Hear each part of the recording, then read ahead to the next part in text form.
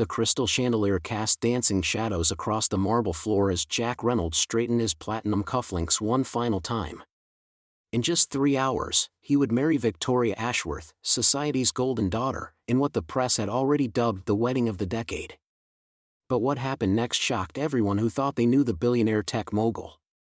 A sleek black envelope sat unopened on his mahogany desk, its elegant script addressing someone he hadn't spoken to in 7 years. Inside, a wedding invitation, not just any invitation, but one meant for Emily Carter, the woman who had walked away from everything he could offer. The same woman who had vanished from his life without explanation, leaving behind only questions and a hollow ache he'd buried beneath layers of success and ambition. "Sir, the photographers are ready for the pre-ceremony shots," his assistant announced from the doorway of his penthouse office overlooking Manhattan's skyline. Jack nodded absently, his fingers tracing the embossed lettering on the invitation he'd impulsively sent weeks ago. What had possessed him to invite her? Victoria would be furious if she knew. Little did Jack know that this decision would change everything he thought he understood about his carefully constructed life. 3 time zones away, Emily Carter stood in her cramped apartment kitchen, that same invitation trembling in her hands. The morning sun filtered through thin curtains, illuminating the chaos of breakfast dishes and school backpacks scattered across the worn linoleum counter. 5 lunch boxes lined up like soldiers awaited her attention, but she couldn't tear her eyes away from the golden script that might as well have been written in fire. "Mom, you're burning the pancakes," 10-year-old Marcus called from the table, his dark eyes, so achingly familiar, watching her with concern. Emily quickly flipped the smoking pancake, her heart hammering against her ribs. 7 years. 7 years since she'd seen Jack's face anywhere but on magazine covers and business news segments. 7 years since she'd made the hardest decision of her life. Birth to Emily, her best friend Sarah's voice cut through her thoughts as she entered through the back door, coffee in hand and concern etched across her features. "You look like you've seen a ghost." Emily wordlessly handed over the invitation, watching Sarah's eyes widen as she read. "He invited you to his wedding?" Sarah's voice dropped to a whisper. "After all this time?" The sound of children's laughter drifted from the dining room, Marcus helping his younger siblings with their cereal, 8-year-old twins Oliver and Sophia arguing over the last of the strawberries, 6-year-old Lucas practicing his spelling words aloud, and 4-year-old Emma humming while she arranged her Fruit Loops by color. 5 beautiful children who shared more than just Emily's stubborn chin and her grandmother's dimples. "I can't go," Emily said, but her voice lacked conviction. "It would be insane." Sarah studied her friend's face, recognizing the look she'd seen countless times over the years, the expression Emily wore when she was fighting a battle between her head and her heart. "But you're considering it." Emily's hands shook as she set down the spatula. Through the archway, she could see Marcus's profile as he helped Emma with her shoelaces, his patience infinite, his smile gentle. The resemblance was unmistakable to anyone who knew what to look for, the strong jawline, the way he tilted his head when concentrating, even the habit of running his fingers through his dark hair when frustrated. "Mom, are you okay?" Sophia appeared in the doorway, her intelligent eyes, the same unusual shade of green as her father's, studying Emily with an intensity that sometimes took her breath away. "I'm fine, sweetheart. Go finish your breakfast." But she wasn't fine. She hadn't been fine for 7 years, not since the day she discovered she was pregnant and Jack had been too consumed with his latest business acquisition to return her calls. Not since she'd realized that the man she loved was disappearing beneath layers of ambition and wealth, becoming someone she no longer recognized. "He doesn't know, does he?" Sarah asked quietly once Sophia had returned to the dining room. Emily's silence was answer enough. The memories crashed over her like a tide, Jack working 18-hour days, missing dinners, canceling plans, their relationship dissolving as his company grew. She tried to tell him about the pregnancy, but he'd been in Tokyo, then London, then Silicon Valley. By the time he'd returned, she'd made her choice. She would raise the children, all 5 of them, she'd discovered during that shocking ultrasound, without the burden of a father who saw family as another obligation to manage between board meetings. But the real shock was still coming. As Emily stared at the invitation, a plan began forming in her mind, dangerous, perhaps foolish, but necessary. For 7 years, she'd protected her children from rejection, from becoming footnotes in their father's empire. But they were growing older, asking harder questions about the father they'd never met. "I'm going," she said suddenly, her voice stronger now. Sarah nearly choked on her coffee. "Emily, think about what you're saying." "I have been thinking. For 7 years, I've been thinking." Emily moved to the kitchen window, watching her children through the glass as they played in the small backyard. They deserve to know who their father is, even if he doesn't deserve them. This decision would change everything, not just for Emily and her children, but for Jack Reynolds, who had no idea that his wedding day was about to become something entirely different from what he'd planned. The wedding venue sparkled under crystal chandeliers as Jack Reynolds stood at the altar, adjusting his platinum cufflinks for the 3rd time. The grand ballroom of the Four Seasons buzzed with whispered conversations among Hollywood executives, tech moguls, and political figures. Camera flashes from hired photographers illuminated designer gowns worth more than most people's annual salaries. "Breathe, Jack," his best man whispered. "Victoria will be here any moment." Jack nodded, his mind racing despite his composed exterior. He had everything he'd ever wanted: a tech empire worth $12 billion, a stunning fiancée from old money, and the respect of Silicon Valley's elite. Yet something gnawed at him, a hollow feeling he couldn't quite shake. The massive oak doors at the back of the ballroom suddenly creaked open, and all heads turned expectantly. But instead of Victoria in her custom Verawan gown, a different figure stepped through the entrance. Emily Carter walked in with quiet dignity, wearing a simple navy dress that had clearly seen better years. Her auburn hair was pulled back in a modest bun, and she carried herself with the grace of someone who had learned to find strength in struggle. But she wasn't alone. Behind her walked 5 children in a neat line, their ages appearing to range from about 6 to 15. The eldest boy wore a borrowed suit that was slightly too large, while the younger ones were dressed in their Sunday best, clean but clearly not expensive. A collective gasp rippled through the assembled guests as they took in the children's faces. Each one bore an unmistakable resemblance to the groom. The same piercing blue eyes, the same strong jawline, the same dark hair with that distinctive cowlick that Jack had spent his teenage years trying to tame. "Oh my God," someone whispered loudly enough to carry. "Those kids. They look exactly like him," another guest murmured, phone already in hand to capture the moment. Jack's face went ashen as his eyes locked with Emily's across the crowded ballroom.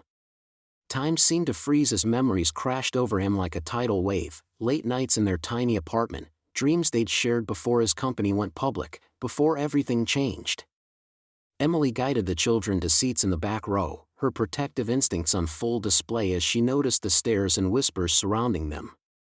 The eldest boy, who looked to be about 15 with Jack's exact facial structure, sat straight-backed and alert, clearly aware that something significant was happening.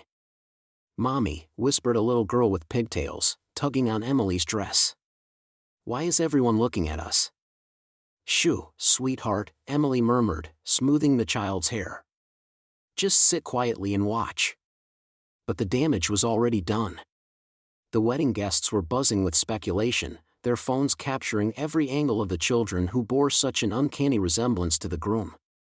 Social media notifications were already pinging as photos began circulating among the tech and entertainment elite.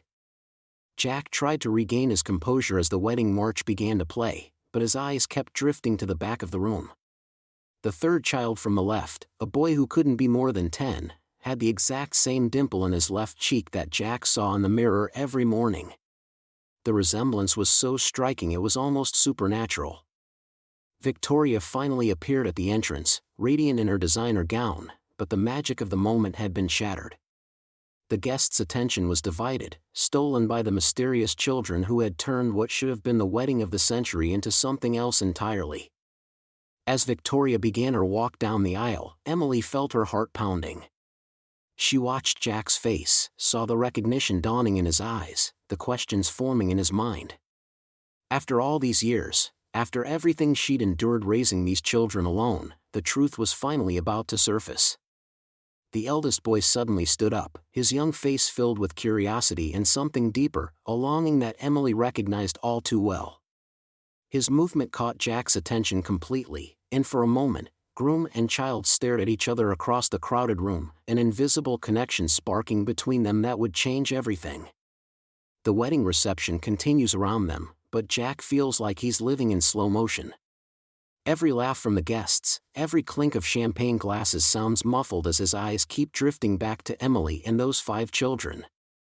The resemblance isn't subtle anymore, it's screaming at him from across the marble dance floor. "Jack, honey, you seem distracted," Victoria whispers, sliding her arm through his. His bride looks radiant in her designer gown, every inch the perfect society wife he thought he wanted. But right now, all he can think about is the way the youngest boy, maybe 7 years old, has the same stubborn cowlick that Jack's mother used to fuss over when he was little. "I'm fine," he lies, forcing a smile. "Just taking it all in." Victoria follows his gaze and her expression hardens slightly. "Your ex-wife certainly knows how to make an entrance. Those children of hers are quite striking." Jack's throat feels dry. Children of hers. The words echo in his mind as fragments of memories surface, memories he's spent years pushing down. The scene shifts to 12 years ago. Jack and Emily sit in their tiny apartment, her pregnancy test on the coffee table between them. She's glowing with excitement, but Jack looks terrified. "We're not ready for this," his younger self says, running his hands through his hair. "The company is just taking off. I'm working 18-hour days. We can barely afford this place." "But Jack, this is our baby," Emily pleads, her hand instinctively moving to her still flat stomach. "We'll figure it out together. We always do." "Together?" Jack's voice is sharp with stress. "I'm drowning here, Emily. I can't be responsible for a child right now." The memory fades as Jack watches 10-year-old Sophie, that has to be her name, he realizes with a jolt, help her little brother tie his shoe. The gesture is so gentle, so mature for her age, and it reminds him painfully of Emily. His phone buzzes. A text from his business partner, "Congrats man. Love the surprise guests. Those kids could be your clones." Face with tears of joy. Jack's blood runs cold. If his business partner noticed, how many others have? He glances around the reception and catches several guests whispering behind champagne flutes, their eyes darting between him and Emily's table. Another memory intrudes, Emily in the hospital gown, exhausted but radiant after giving birth. "She has your eyes, Jack," she whispers, cradling their newborn daughter. But wait, that memory doesn't fit. He left before Emily had the baby. Or did she have babies? His head spins as he tries to reconcile what he remembers with what's standing before him now. "I need some air," he tells Victoria, loosening his tie. The reception hall suddenly feels suffocating. "Jack, we haven't even cut the cake yet," Victoria protests, but he's already walking away. He steps onto the terrace overlooking the gardens where he finds Emily's friend Sarah. He remembers her from the old days, smoking a cigarette. "Sarah," he says, approaching carefully. "It's been a long time." She turns, and there's no warmth in her eyes. "Hello, Jack. Nice party. Very extravagant." "Sarah, those children are beautiful, aren't they?" She cuts him off, taking a long drag. "Emily's done an amazing job with them. All by herself." The emphasis on those last 3 words hits like a punch. "All 5 of them?" he asks quietly. Sarah studies his face for a long moment. "You really don't know, do you? After all these years, you never wondered? Never asked?" "Asked what?" But even as he says it, Jack knows. Deep down, he's always known. She was pregnant with twins, Jack. Sophie and Michael. When you left, she was carrying your children, plural. And then later. Sarah shakes her head. "But that's not my story to tell."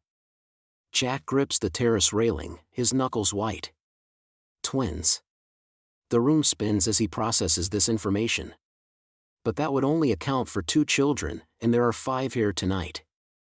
Meanwhile, back at Emily's table, young Oliver tugs on his mother's dress. "Mama, why does that man keep staring at us?" Emily follows her 6-year-old son's pointing finger to where Jack stands on the terrace, his face pale and stricken.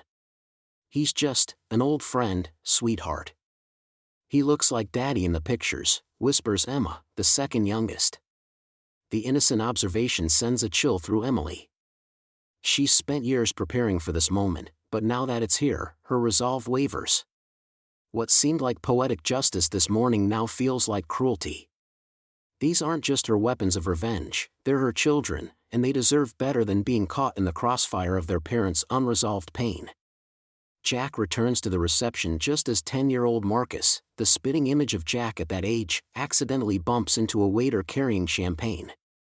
The glasses crash to the floor, and Marcus freezes, his face crumpling with embarrassment. Without thinking, Jack moves toward the boy, his fatherly instincts overriding years of denial. The weight of unspoken truths hung heavy in the air as Jack stepped away from his wedding guests, his mind reeling from the sight of 5 children who could have been mirror images of himself at their ages. The youngest, barely 4 years old, had his exact dimpled smile. The eldest, a boy of perhaps 12, carried himself with the same confident posture that Jack remembered from his own childhood photos. "Emily," Jack's voice cut through the garden party chatter as he approached his ex-wife near the fountain. "We need to talk. Now." Emily straightened her shoulders, her protective instincts flaring as she noticed several guests still staring at her children.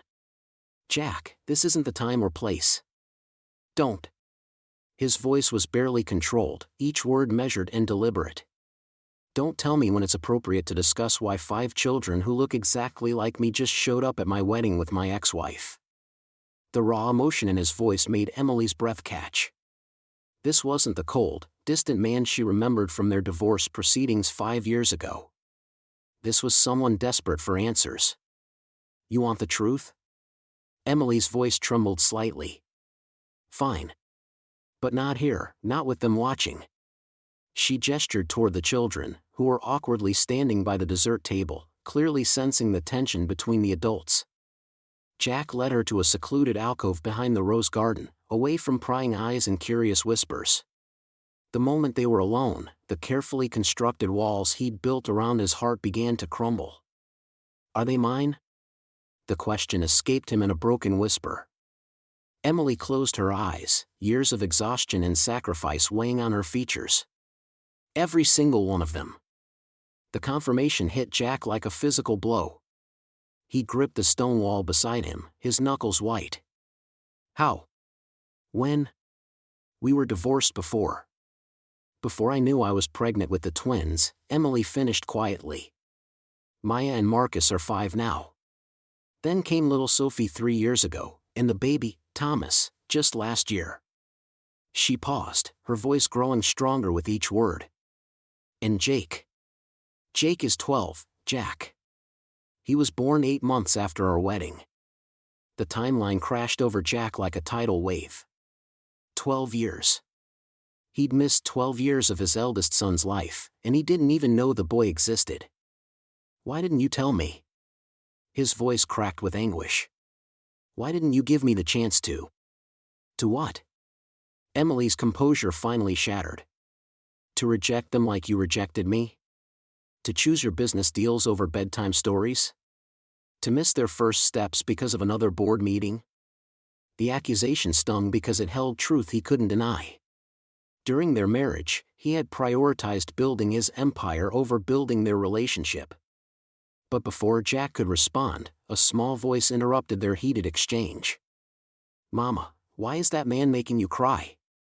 They turned to see Sophie, the 3-year-old with Jack's distinctive green eyes, standing at the entrance to the alcove. Behind her, the other 4 children had gathered, their faces filled with confusion and concern. Jake, the 12-year-old, stepped protectively in front of his siblings. The gesture was so reminiscent of Jack's own protective nature that Emily gasped softly. "Who are you?" Jake asked Jack directly, his chin raised defiantly. "And why are you upsetting our mother?" Jack stared at his eldest son, seeing himself reflected not just in the boy's features, but in his fierce loyalty to family. The irony wasn't lost on him. Here was a child displaying the very values Jack had forgotten in his pursuit of wealth. Jack started, then stopped. How do you introduce yourself to children who should have known you their entire lives? Emily knelt beside Sophie, gathering the little girl close. Kids, this is Jack. She looked up at Jack, her eyes filled with both challenge and hope. He's someone very important. Maya, one of the 5-year-old twins, tilted her head curiously. Important how? Like a prince? Despite everything, Jack felt a smile tug at his lips. Something like that, sweetheart. The moment was interrupted by the sound of approaching footsteps. Jack's bride, Victoria, appeared around the corner, her designer dress rustling against the hedges. Jack, everyone's looking for you. The ceremony is supposed to start in 10 minutes. Her voice was sharp with irritation until she noticed the children. Her expression shifted to one of calculating assessment as she took in their unmistakable resemblance to her groom. The silence stretched uncomfortably until Jake stepped forward, his young voice cutting through the tension with startling maturity. Are you going to be our father now? The question hung in the air like a challenge, forcing Jack to confront the choice that would define not just his future, but the futures of 5 innocent children who had already spent years wondering why they didn't have a daddy like other kids. Jack looked from his son's hopeful face to Victoria's shocked expression, then to Emily's tear-filled eyes, knowing that his next words would change everything forever. The wedding ceremony had been scheduled to begin in 20 minutes, but Jack couldn't move from where he stood facing Emily and the 5 children. The weight of everything he'd just learned pressed down on him like a crushing wave. These weren't just children who happened to resemble him, they were his children. 5 beautiful souls he'd never known existed, standing before him in their carefully pressed clothes, looking up with a mixture of curiosity and longing. The eldest, a boy who couldn't be more than 14, stepped forward slightly. Are you really our dad? He asked, his voice barely above a whisper. The simple question shattered something inside Jack that had been carefully constructed over years of emotional distance. Jack knelt down to the boy's level, his expensive suit wrinkling in the garden dirt. Yes, he said, his voice cracking. Yes, I am. And I'm so sorry I didn't know about you. Any of you.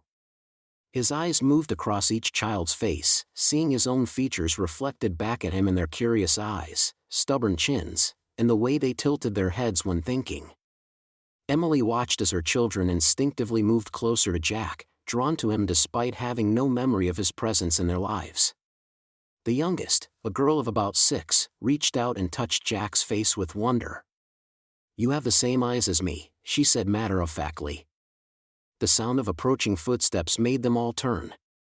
Jack's bride-to-be, Catherine, appeared around the garden corner, her wedding dress pristine and her face a mask of confusion. Jack? The ceremony is about to start. Everyone's waiting. Her gaze fell on the children, and understanding dawned on her features. Oh. Jack rose slowly, never taking his eyes off his children. Catherine, this changes everything. But Catherine surprised them all by smiling gently. Actually, it doesn't. It just makes it more beautiful. She approached the group, her dress rustling softly. I've watched you these past 2 years, Jack. You've always seemed like something was missing. Now I understand what it was. What happened next would become the most talked about wedding moment in the city's social circles. Instead of proceeding with the originally planned ceremony, Jack made an announcement that left 300 guests speechless.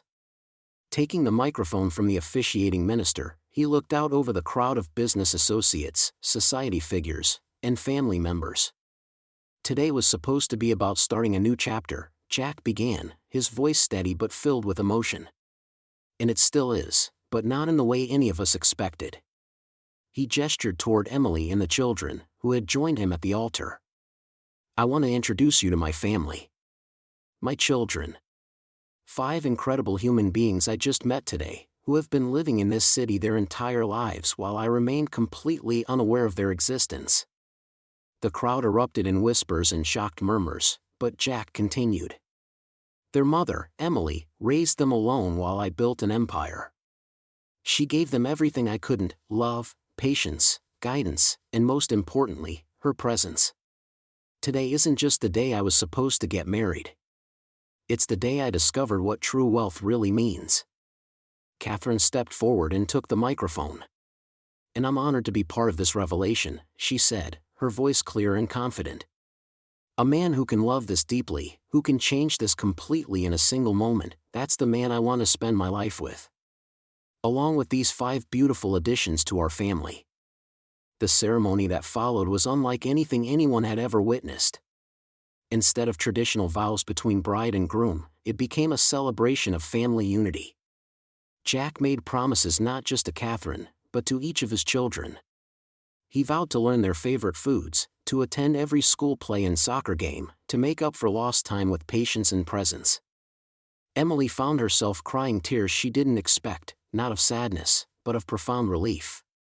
For years, she'd carried the weight of her decision to raise the children alone.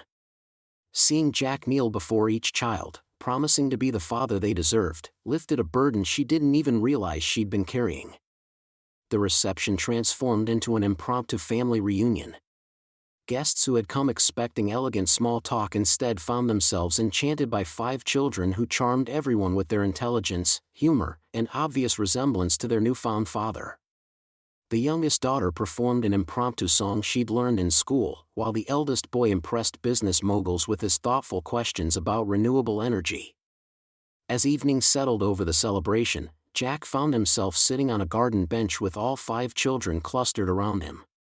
They peppered him with questions about his work, his travels, his favorite movies.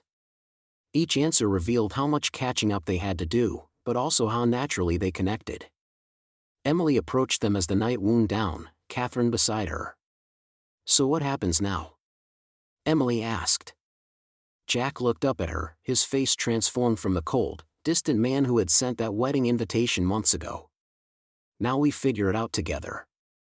All of us. I want to be their father, really be their father. I want them in my life every day, not just on weekends. I want to know everything about them, their dreams, their fears, what makes them laugh." The revelation at Jack Reynolds' wedding became more than just society gossip. It became a story about second chances, about the courage to change course when life reveals new truths, and about the different forms that family can take. Jack discovered that the billions in his bank account meant nothing compared to 5 children calling him dad. Emily found forgiveness she didn't know she needed to give. And Catherine gained not just a husband, but an instant family that filled their lives with laughter, chaos, and unconditional love. The children, who had grown up wondering about their father, finally had answers in a future filled with possibilities they'd never dared imagine. Sometimes the most unexpected invitations lead to the most extraordinary transformations.